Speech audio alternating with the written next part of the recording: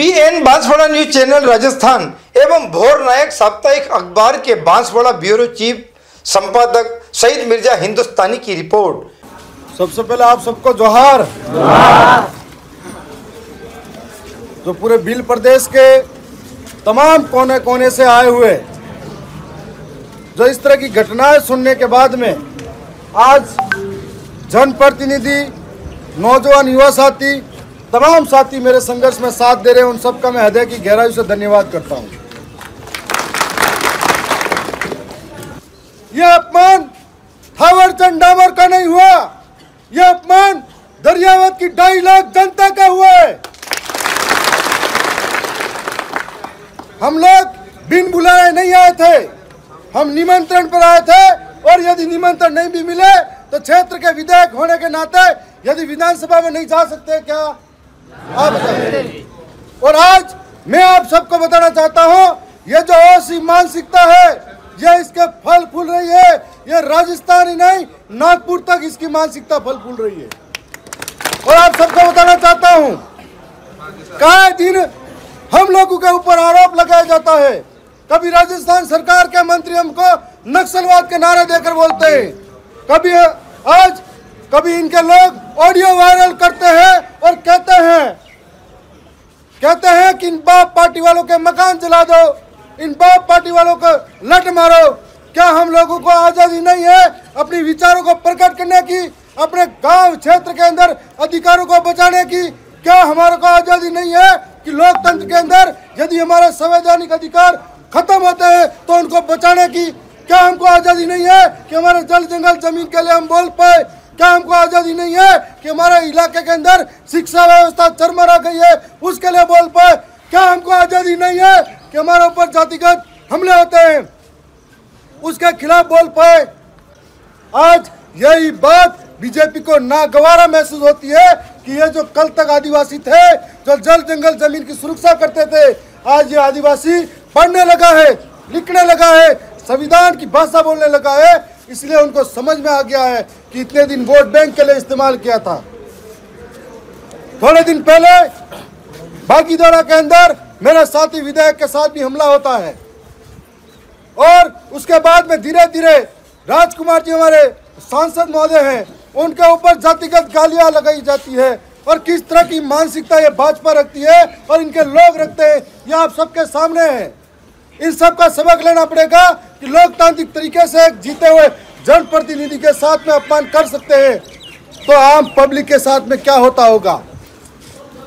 एक लसाड़िया के अंदर, मेरी खुद की विधानसभा के अंदर अगर मैं घूम रहा हूं, वहां पे मुझे खतरा है, वहां का कार्यकर्ता किस मजबूरी में जी रहा होगा।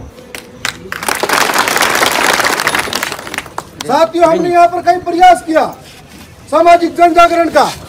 आप सबको बता दें कि गांव-गांव के कई इलाकों में हम घूमे, हमने देखा कई इलाका ऐसा जो आज भी पानी के लिए तरसता है।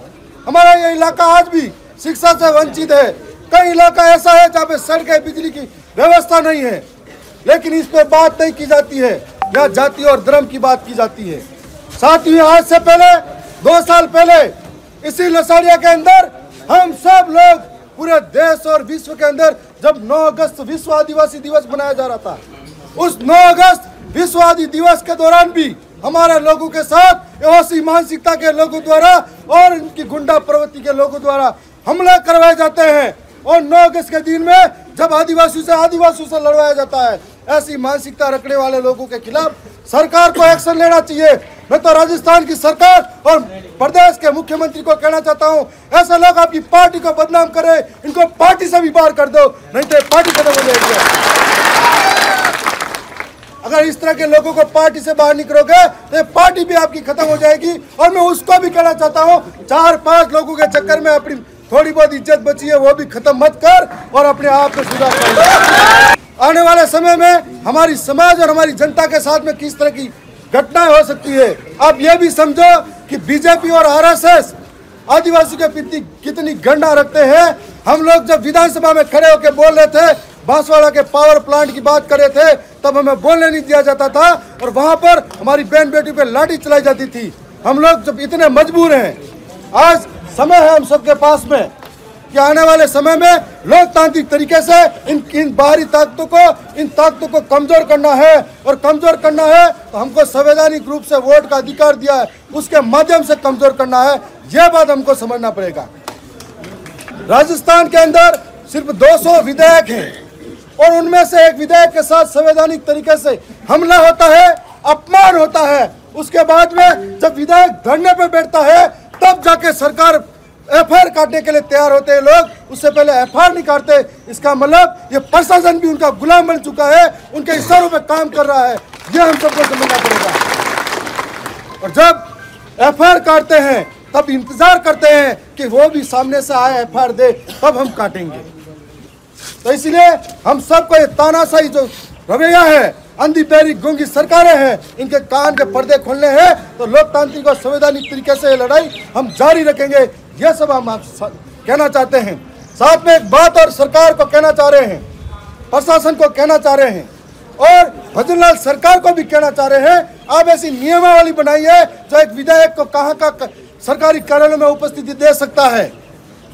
साथ में यह भी कहना चाहते हैं, इस कार्यक्रम के अंदर ये प्रशासन के लोग मेरे साथ थे, इनके सामने चिल्ला चिल्ला के बोल रहा था ये हमारे जिलाध्यक्ष को मारपीट कर रहे हैं, मेरे साथियों के साथ मारपीट कर रहे हैं, उनको बचाओ। यूं कोई देखने को तैयार नहीं था। ऐसे वक्त में हम लोगों को वहां से बाहर निकाला जाता है, तब हम कहते हैं कि दोनों पार्टी को बाहर निकाल दो और कहते हैं कि यहाँ पर कोई उद्घाटन कार्यक्रम अब नहीं होगा।